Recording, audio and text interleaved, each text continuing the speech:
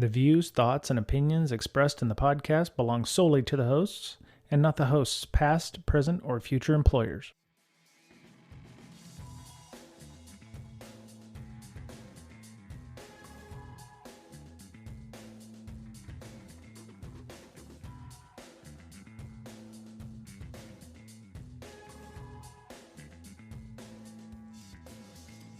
Well, hi, everybody. I'm Brian Brake, Miss Berlin. I fucked up. Miss Berlin, Mr. Betcher's down there.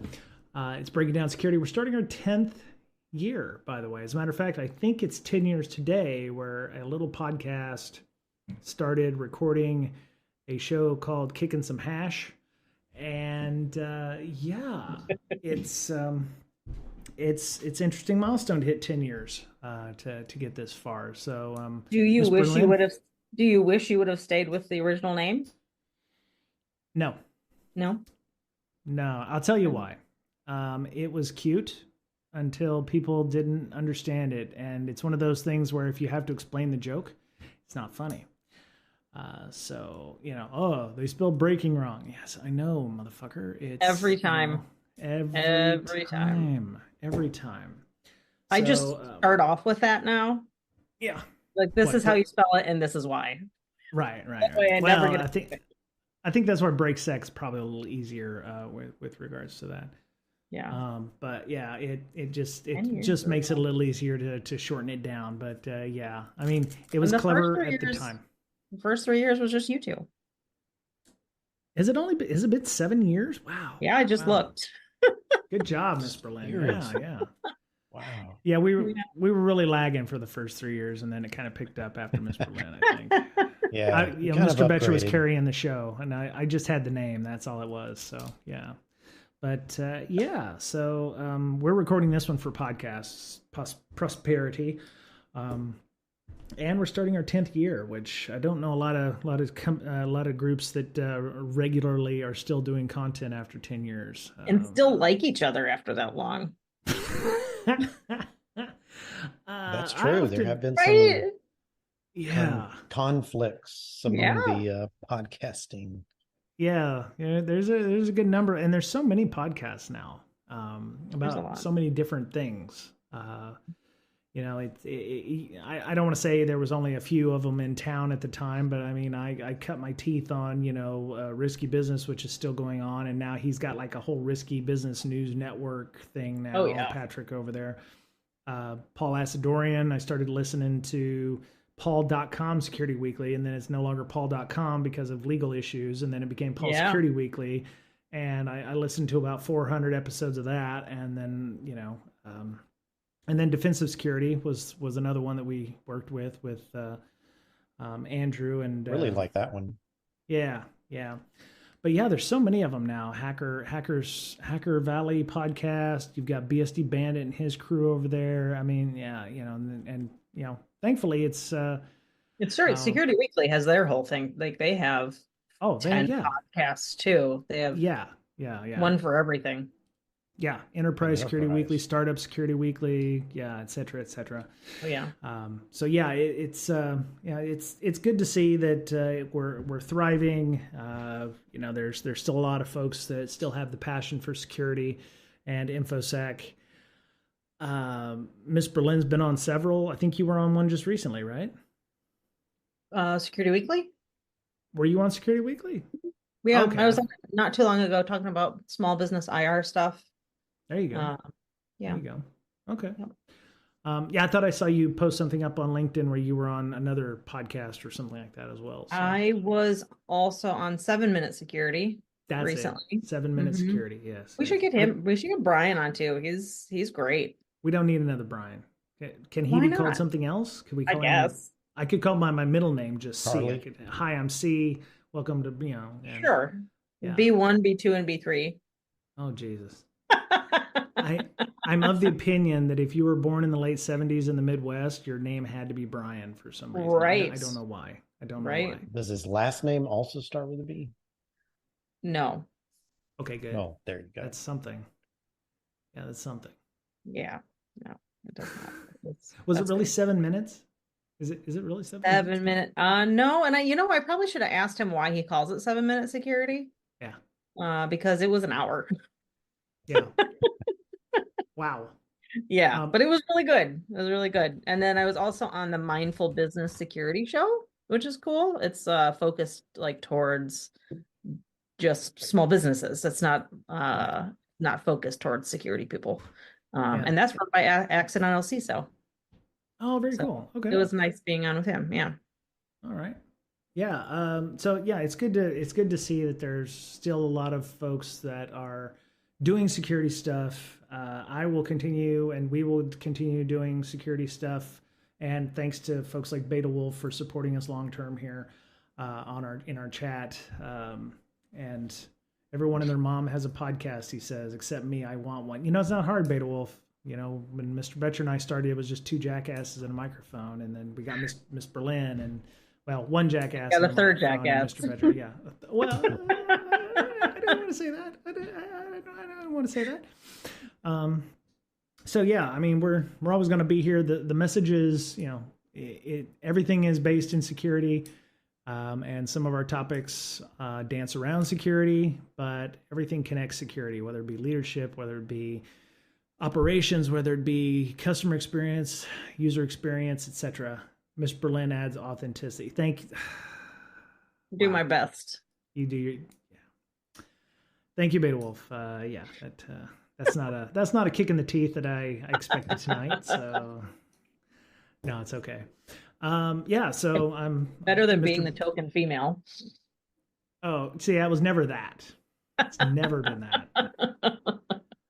It's never been that. So, but. It's amazing how 10 years have, and 7 for Ms. Berlin, but nearly 10 has changed us. I mean, we were all doing much different jobs 10 years ago when we started this. What were you doing, Ms. Berlin? Different. What were you doing? 7 years ago. Hurricane Labs? I think you were at Hurricane Labs. I was at Hurricane Labs 7 years ago. And you were just finishing up Hurricane Labs' podcast thing because they were like, yeah, we don't want to do that anymore or something. Right. I forgot about that. Yeah, I was doing network firewall security stuff, managing checkpoints, and that was terrible. Hated all of that. I think what it was, we were at the podcast with podcasters at DerbyCon and had found out that you had they just stopped the hacker or the Hurricane Lab stuff, and I was like, wow, we really need to get her on our show. And Mr. Betcher was like, yeah, no, I don't want to do that. She'll just take the spotlight. No, he didn't say that. He didn't say that. He was like, yeah, we got to absolutely get her on, and rest is history, of course. But it was just a no-brainer for us. Yeah, and Mr. Betcher and I, when we started the show, we were both working together. We've actually done, I'd say, better than 98% of our podcasts remotely, because we did like 3 or 4 shows in Austin, and then I moved to Seattle, and then I moved to San Diego, and with the exceptions of a couple of shows with DerbyCon and what have you, it's been like this. So, and I think it's worked out. I think it's been okay, but yeah. Mr. Betcher, what did you ever think you would be where you are right now from 10 years ago? What, with the podcast or with a career? Like with your career, yeah. With a career, no, not really. I didn't know where I was going to be in 10 years. Seriously. Maybe a manager for like a NOC or a SOC, something like that, or software support manager. Yeah. So definitely up to my game in the security world, and then therefore got higher level jobs every 2 or 3 years, right? Nice. As I went. So yeah, definitely better than I thought I would be as far as a job. That's cool. Okay. Yeah. I expected to be like, red team, Ubermensch or something like that, popping shells and everything. I think we talked a little bit about this before. I was like, when we first started this, I was like all in on red team, oorah, oorah, popping me some shells. And well, that didn't last long, did it? I actually think that the fact that I had ADHD and did not get myself diagnosed probably contributed to some of that because of the stress of feeling like I needed to know everything. And there was so much to learn and so much to know. And so that's why we were doing like shows like every week, right? Because it was like, oh, we're just bouncing from topic to topic to topic to topic. And yeah, I would have never have realized. I think CrowdStrike was where I realized, hey, I don't have what it takes to be a red teamer. And that's when I moved over to PM work. So that was in 2017. Then I went to Leviathan. Now I'm at the joint I'm in now, and running bug bounty. I'm doing some incident response stuff, and it's it's interesting where we've been in 10 years, and maybe we'll all be CISOs in 10 years. I make that face because you're probably right. No, I don't think I want to be contemplating. a CISO. I don't like that at all. But just seeing what I've seen over the past like couple of years, yeah, definitely. Sadly.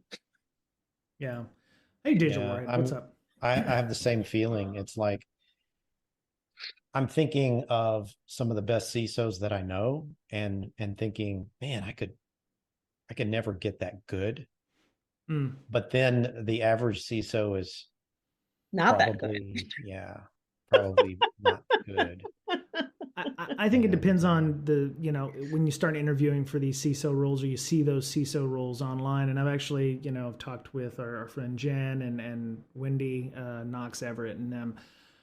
It really depends on if they're looking for a technical CISO, or if they're looking for a thought leader CISO, or they're looking for, somebody who can, yeah, exactly. And it's, I think this one job I was in, they were grooming somebody to be like a CEO type. So they just placed them in the CISO position so they'd get to know a lot of security, but their background was in finance. Right. So didn't help. That's interesting. Yeah. So Wendy, who I used to work with at Leviathan, she has her law degree. And I was like, wow, that seems like a perfect degree to have for a CISO, because you can embrace that legal risk-taking side and say, well, I'm not a lawyer, I'm not your lawyer, but I from a legal point of view, I would say security probably should do X, Y, or Z, or what have you. Like most people, 20 years ago, somebody told me to go get my MBA, and I was like, I'm not going to get my freaking MBA. I should have gotten an MBA. I think from a security point of view, I think that's probably the best, because as we progress further in our careers, we start having to increase our bubble size, if you will. And I'm, for those of you in the audio podcast, I'm emoting with my hands.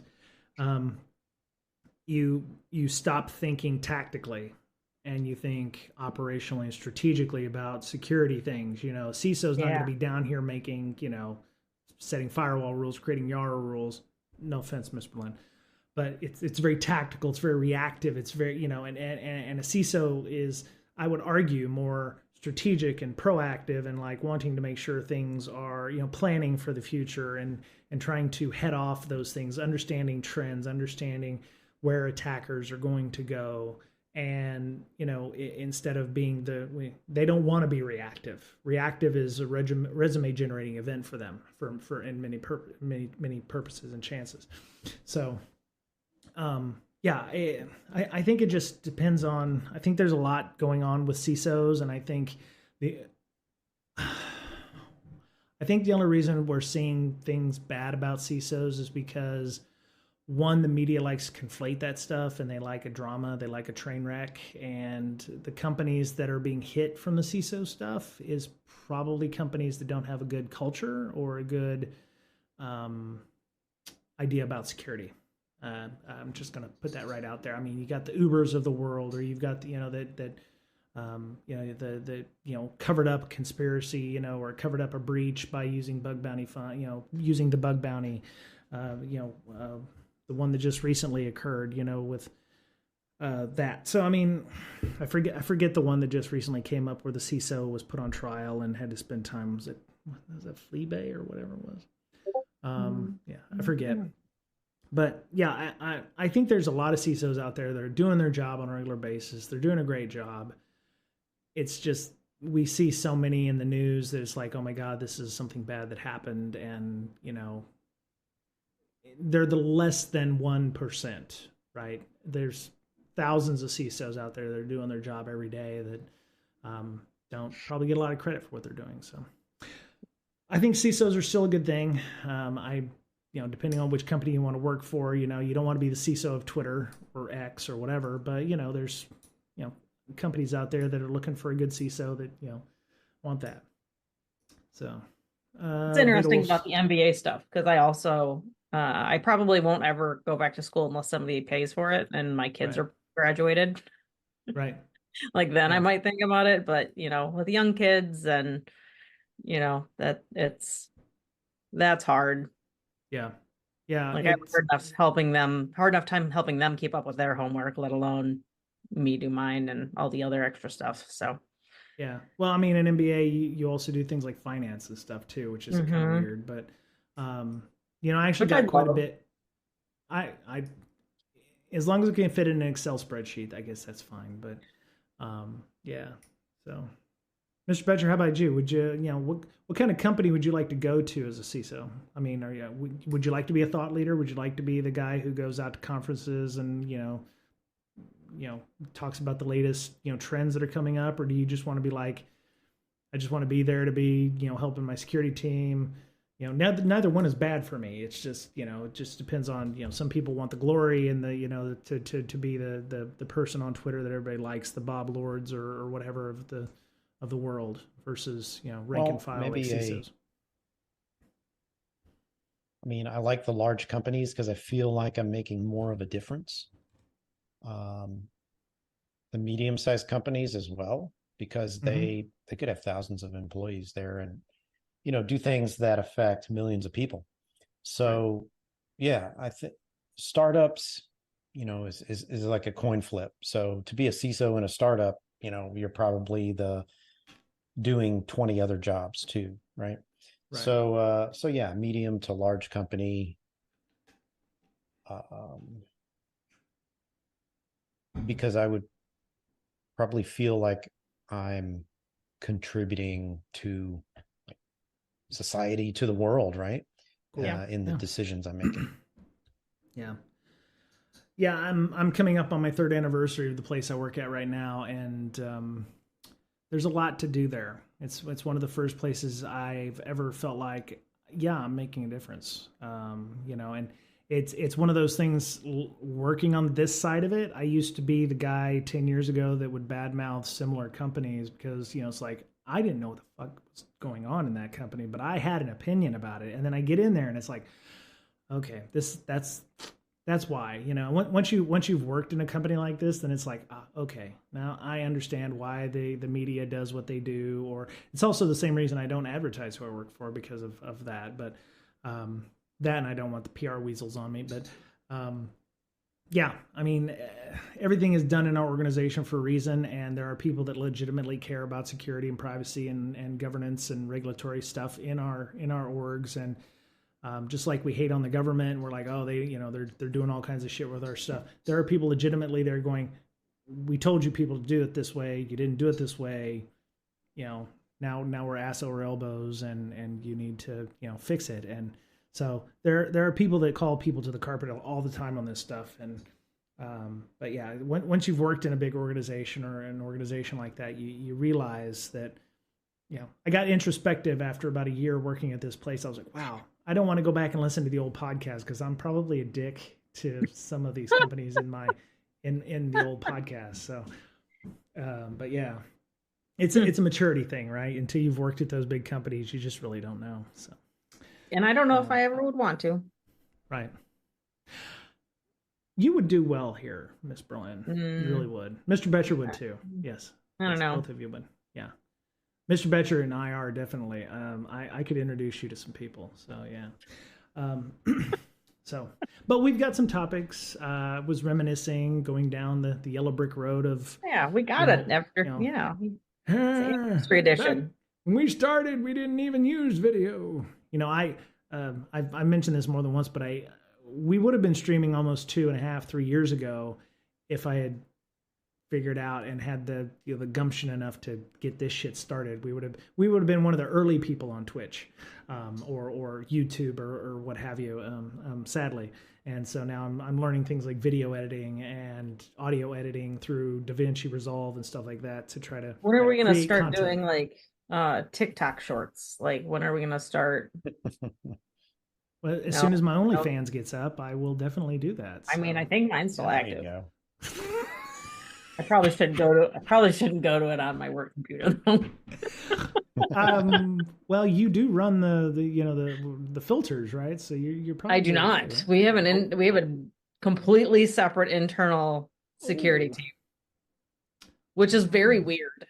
All right. Like working as a security person my entire life, it was always like security, right? Like Right. that's one of the reasons you work as an admin or work because like I want to do my own stuff on my own. No, we have a completely separate department. Yeah. I was corporate security at CrowdStrike. Which was why I was super paranoid, and I had like my work computer and my play computer, and my work computer was completely isolated on its own separate wireless network, and it didn't connect to anything else in the network because my wife also worked for a big company, and APT1 was the new hotness, Fuzzy Bear, and you don't want to be the ground zero for. I didn't want to be that guy. Yeah, when Impotent Panda comes in, to the other. Yeah, when Impotent Panda comes in, I don't want it to be touching me. So, right. Yeah. So there was a couple things I was stalking people on. I mean, I was looking up people on. I was reading posts on LinkedIn. We'll call it that. And I saw somebody who said they were looking for a project planner type of app. Right. Yeah. So Ms. Berlin, maybe you could explain to us that. I don't mean to put you on the spot, but I remembered that post, and you were said perfect. You're looking for a project planner for what, security projects or no, because we use a slew of things at work, right? like Asana and Jira and Confluence and right. Other things that I don't remember. Than Atlas. Right. It's another Confluence or another Atlassian product. This is more personal professional goal setting and planning. So this whole thing started out, my across the street neighbor is a professor, and she took a sabbatical for like 9 months or something and didn't have a schedule, like a set schedule, and it freaked her out. She wanted to have somebody that she went over her plans with and to like set goals and brainstorm and have like accountability. Mm-hmm. So it was great. Like we met for like on and off for 9 months, almost a week. And we set personal and like 3 personal, 3 professional goals. And it was the first time I had ever used a planner. And I was hit and miss, right? Like it's difficult to start new habits, right? Especially when they're healthy habits, that can be really hard. Exactly. And I did okay. I filled probably 7 months-ish out, on and off. And I finished this one, right? So I would like so this one was, what's it called? It was a Kickstarter, I think. So it's Plan, Attract, Manifest. And so it's this planner, and it's got like your month at a glance. You have like a calendar that you can put a bunch of stuff in, all that kind of stuff, right? They have a goal tracker. Well, that's not a great example because I didn't fill that one out. But you can do a whole bunch of stuff in it. And we also, after that whole thing finished, I'm like, well, I feel like a part of my life is missing. I had this accountability partner, and now I don't because she had to go back to work. And so I started it at work, right? So we have an accountability channel in Slack. And for a while, there was 4 of us meeting.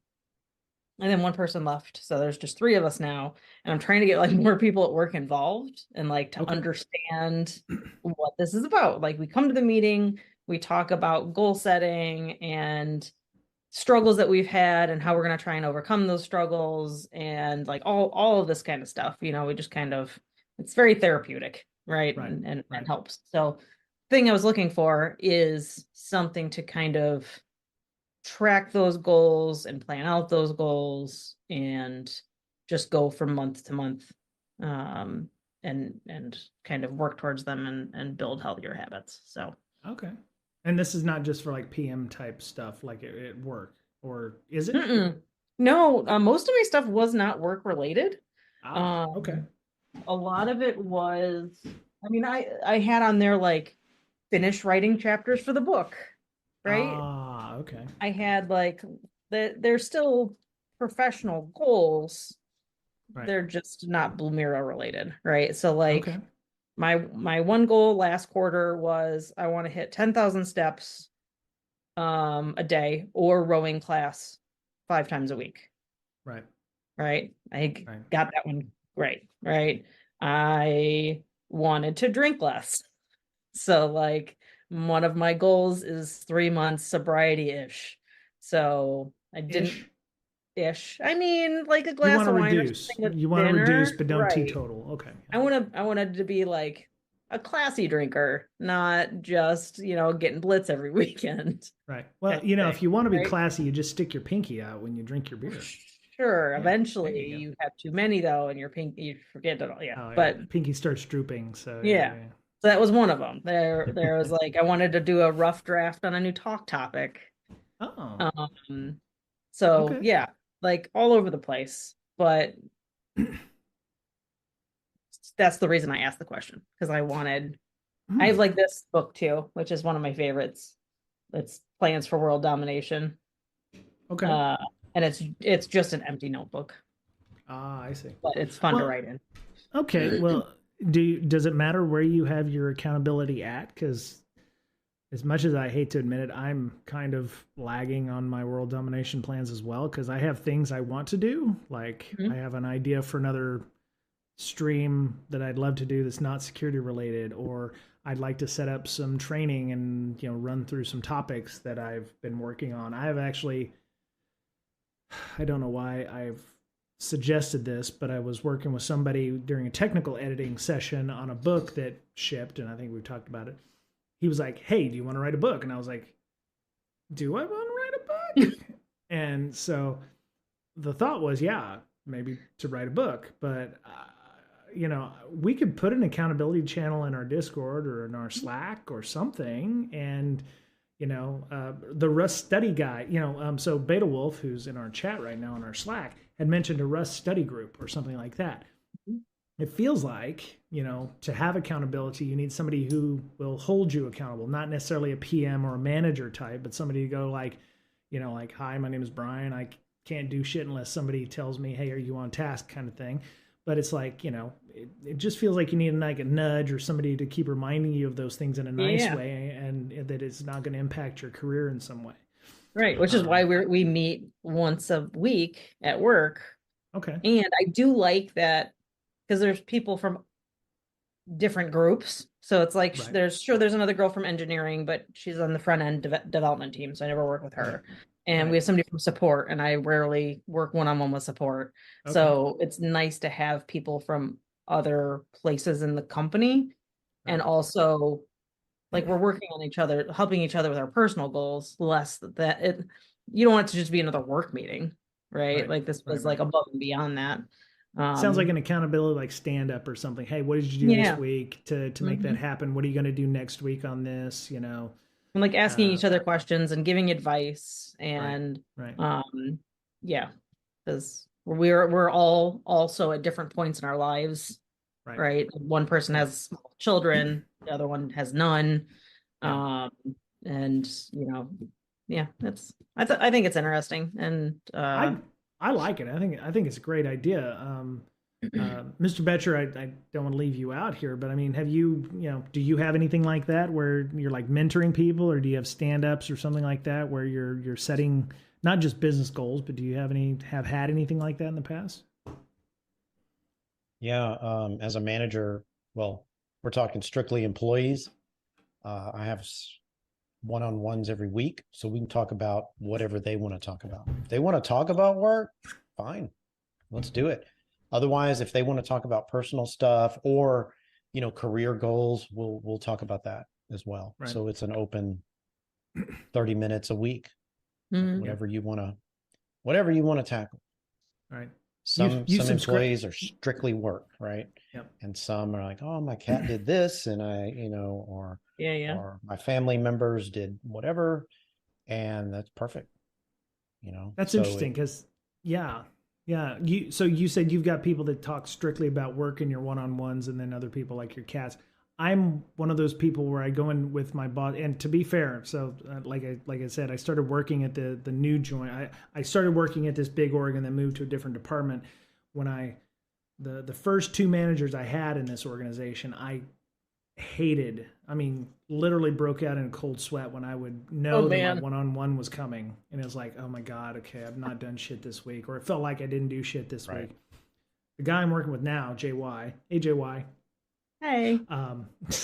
Hey, Brian, a raise. I don't know. It doesn't feel that way. I don't hate the fact that Friday's coming up, and my 1 o'clock with him is making my ass sweat. It does. That's a good feeling. That way. It's great. I really love it. It's one of the, and I've told him things that I haven't told people before, as a manager, and it's one of the things because trust is a huge thing for me, creating that trust. And, I've told him things. I told him about my ADHD, which I never would have told any other manager about that. I was like, I don't want you using it like a crutch or anything, or like, oh yeah, Brian's just got his ADHD. But I was like, I hope you understand what that means when I tell you this kind of shit. Cause 25 plus years, I never, opened up to a manager at all. And I was like, the trust thing, he's generated enough trust with me that I felt like I could actually be honest with him. I was like, hey, I'm not liking working over here at site, this job over. Almost mentioned a project name. I'm not liking working over here. I need to get out of here.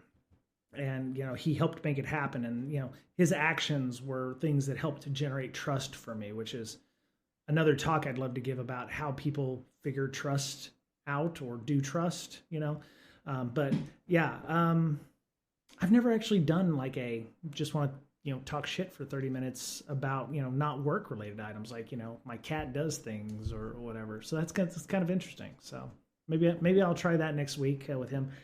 I have had one-on-ones just become like bitch sessions before. Right. Yeah. Right. Right. It can be that as well. And as long as, if it's directed toward another employee of the company, that we kind of settle that and right. And right. Take it. Try and do something constructive not turn with it. Right. Not take their side necessarily, but kind of have a neutral standpoint, right? Yeah. Right. Yeah. Yeah. But just be open, let them open up. We do. All companies should, most do, have an open door policy where you can talk about whatever you want and there's no retribution that can be brought. So yeah, they can definitely talk about whatever is on their mind or whatever they feel like talking about. I like the idea of the open door policy, except it can backfire on you. I have seen it happen where, supposedly what's said here stays here and yet it gets out. And I'm like, ugh, okay. I still try to keep my comments somewhat political instead of saying, that person's a complete nut job and, they need to, get the fuck out. I've been burned by that. So I try to, because I know that after all of it, he's still my manager. So it's like, I gotta watch.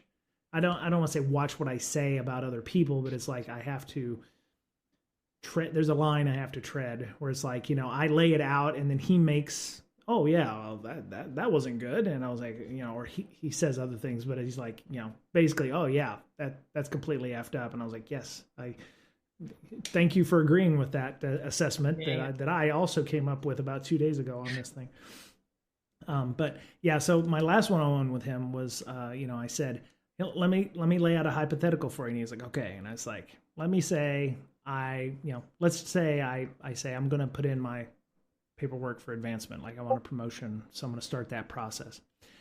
And I said, what would be your reaction to that? And he sat there and he was like, and I was like, okay, so you're hesitating, so there's something wrong. So we need to talk about what that means. If you're like, if your answer out of your mouth isn't, yeah, let's go ahead and do that, there's a problem. He's like, no, I'm just trying to, speak to it doesn't work like that where you just put your packet in. And I was like, yes, I understand that. But if the question still stands, if I said, I think I'm ready for advancement, what would you say? And he was like, okay, well, we can talk about that then. And so,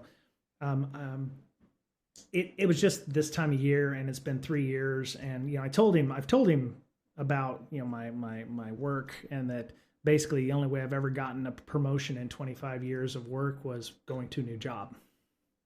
Because most everywhere I worked, you had to die to get a promotion in those areas, defense contractors, startups, what have you. And I was like, yeah, it would be nice to actually work at a place where I've actually been promoted within the organization, and been there. So we're talking about what that looks like.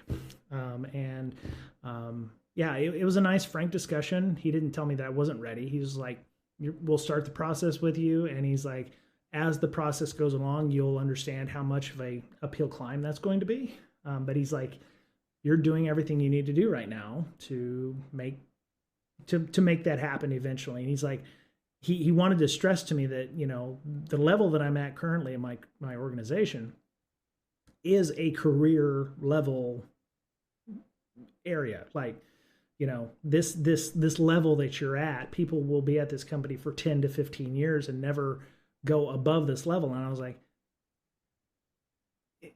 it kind of ran counter to me, right? It's like, you expect people to want to be ambitious, to want to not this guy rise. And yeah. And so, yeah, he's a very political animal, which I appreciate. He's very connected. And I was like, it feels like if I'm not getting promoted, that I'm not doing a good job. Or if my management doesn't want me to get promoted, then it feels like I'm not doing a good job. It's like I've had to unlearn a lot of stuff. It's like, you're doing good, you get promoted, right? At this organization, it's like, you do good stuff, you don't have to get promoted. Yeah. So yeah, it was really weird. So, guys, I'm going to have to drop. Really great discussion. You two keep going. My internet keeps cutting out, so I'm getting half the picture. But I will leave everybody with this advice on career. The best way to get a promotion is to already be doing the job that you're trying to get promoted to. Right. Because if you want to move from an analyst to an engineer, then focus on all the engineers' responsibilities. Make their jobs easier. Yep. Yeah. Well, don't do any more analyst work unless you have to, but right. Reach out to the engineering work, right? Just an example. Do the engineering work and do almost nothing but the engineering work. Train your replacement, right? Right. And then when you go to ask for a raise or a promotion, say, look, I want to be promoted there. Why should I promote you? Because I'm already doing it. I've been doing it for 6 months. I've been doing it for a year. Yep. So this promotion is just a formality, right? Because I'm already doing the work. And some people look at it look at that negatively and we're like, I'm not doing work that I'm not getting paid for. Like, that's okay, right. But exactly. Somebody else is going to. Someone else is gonna. Right. Yep. It's an easy conversation to have, and you come up that much further ahead, right? Exactly. And yeah, so that's an easy talk instead of saying, well, I'm smart enough to do those jobs. What's better, that or I'm already doing them. Right. Yep. All right, Mr. Betcher.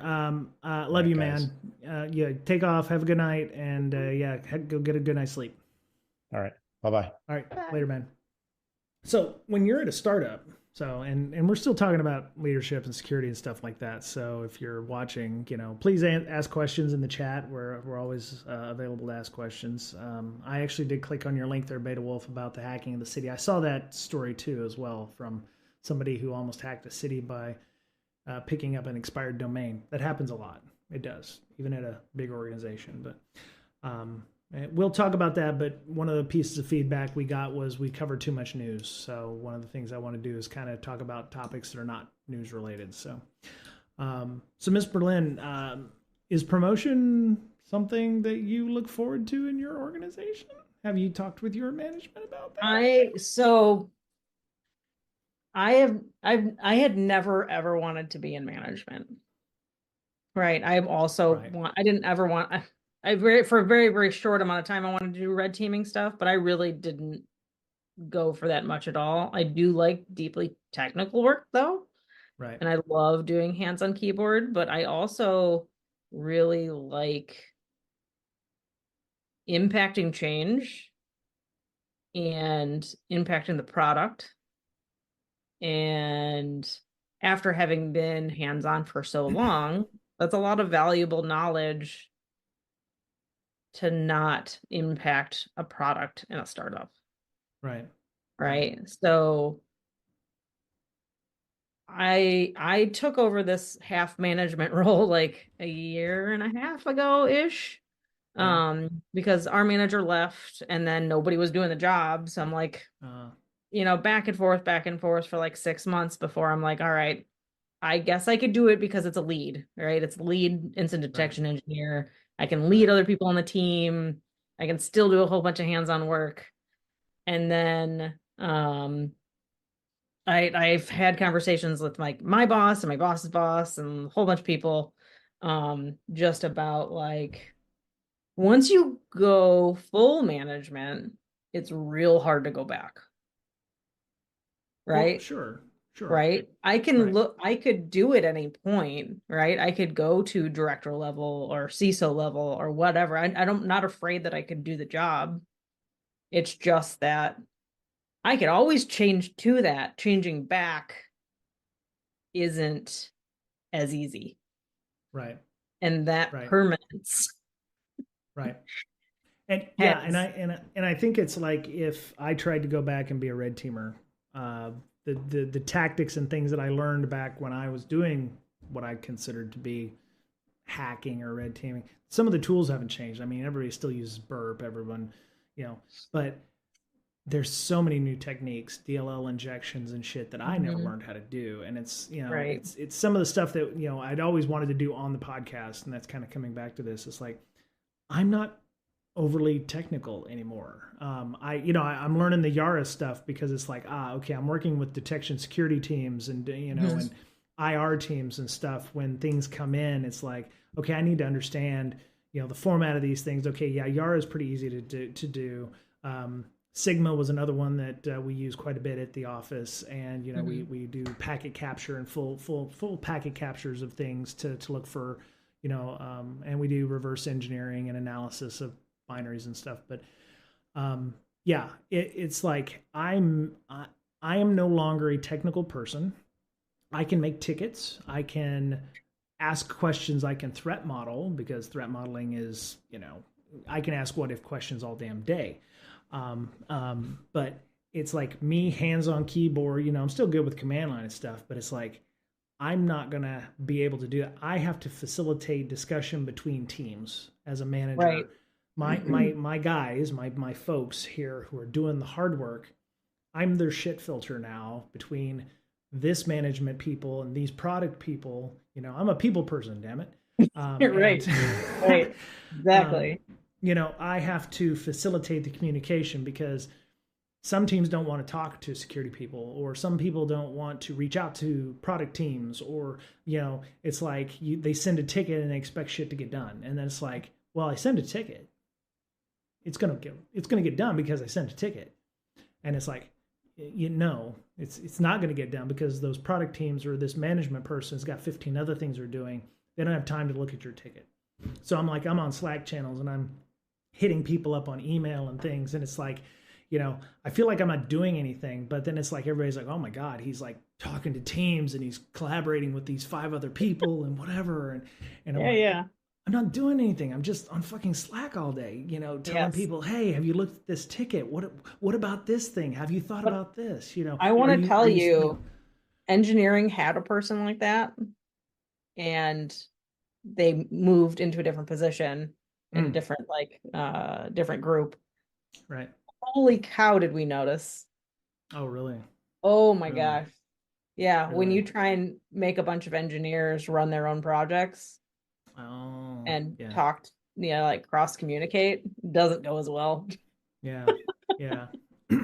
Yeah. So, I'm working with the compliance people to do this thing, and I've got this thing I want to talk about, but I've got legal over here telling me, I'm on calls with GRC and legal and product, and the GRC and legal folks want to do it this way, and I'm like, no, we can do it with the thing that we already have in place, and I'm Yeah. This Googling, I'll tell you something. The only thing that I've brought from my technical side that has still been quite useful for me is my Google dorking and researching skills. Okay. Nothing like going through a whole heap of tickets in a Jira or something, or searching by keywords, or looking on the company wiki for certain keywords, and finding old tickets that I can go, okay, Yeah. I don't know who to contact, but hey, here's a similar ticket, and they contacted this team, and it's like, hey, I'm going to contact that team because they had a similar ticket and whatever.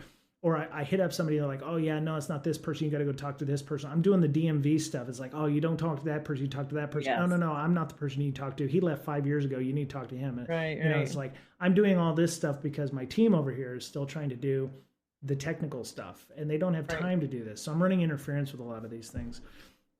Sometimes I feel like I'm not doing a damn thing until my boss, who I've had one-on-one with, he's like, oh yeah, feedback I've gotten from your team is like, you're a fucking stellar person. I'm like, I ain't done shit. Okay, I'll whatever. take it.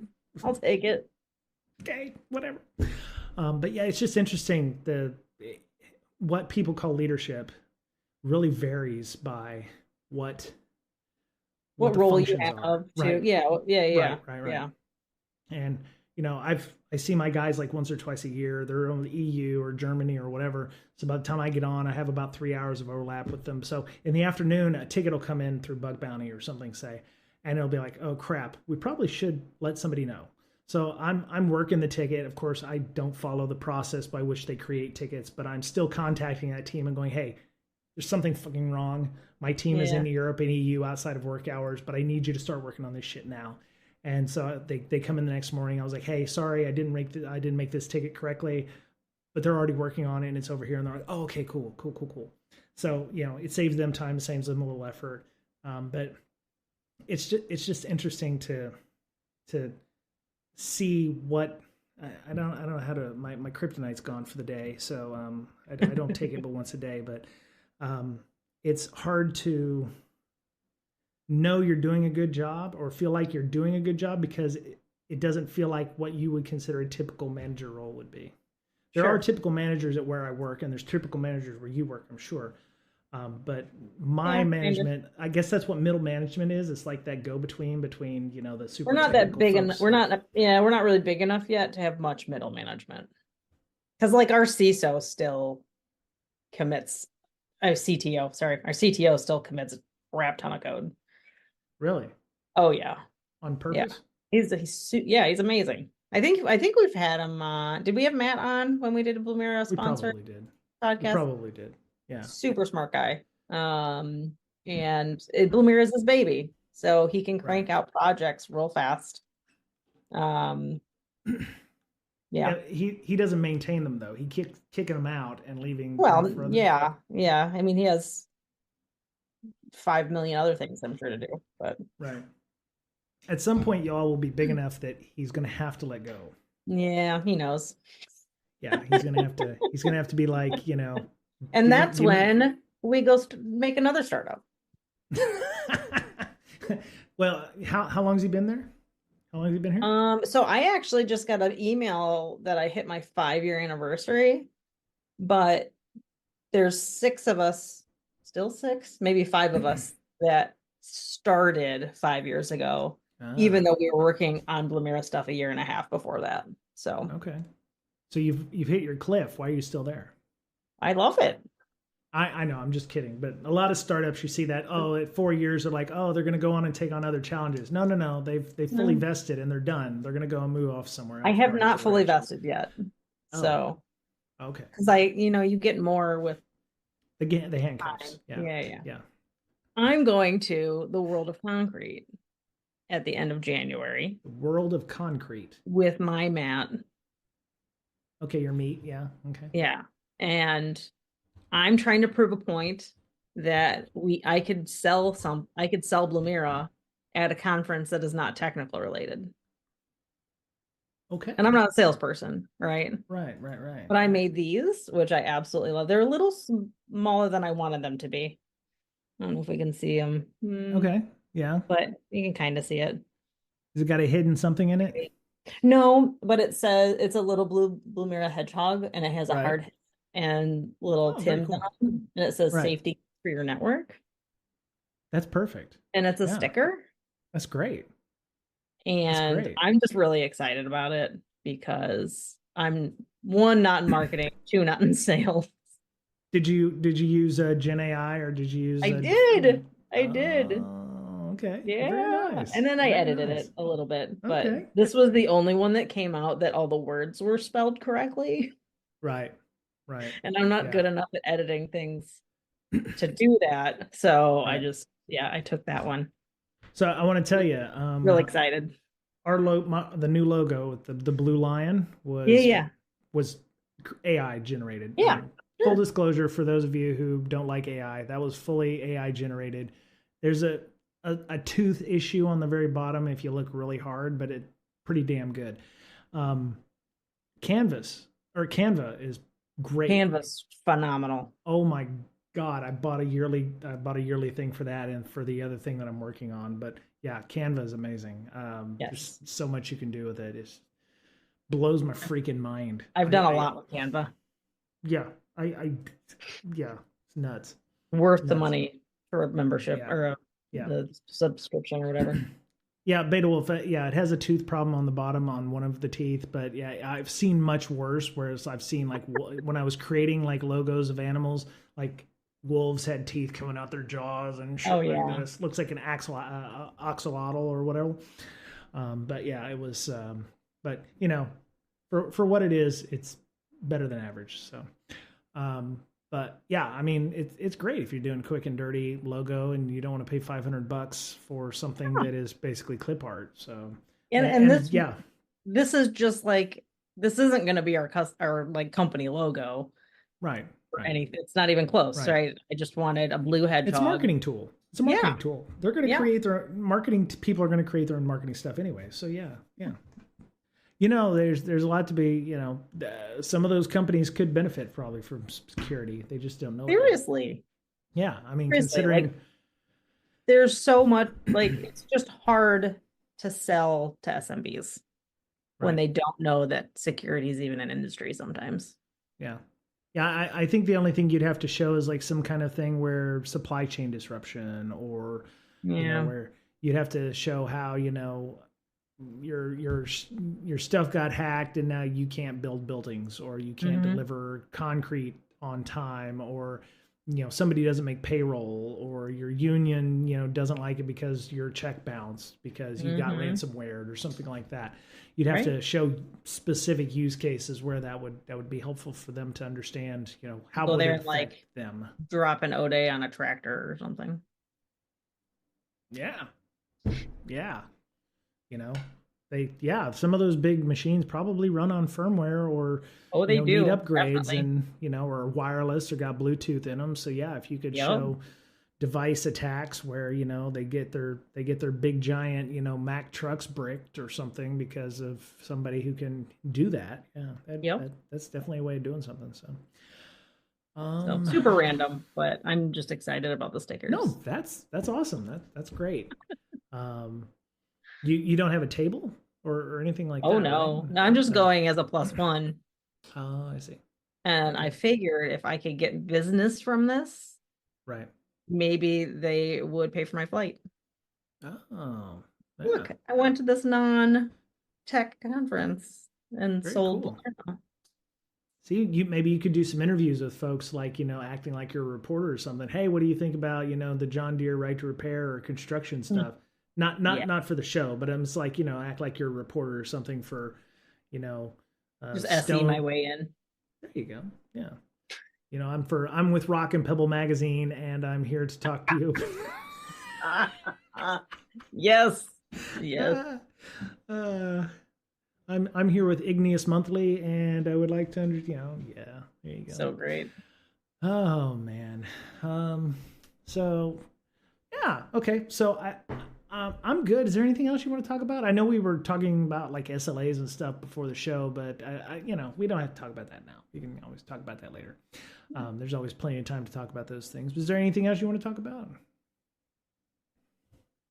Is there? I am done.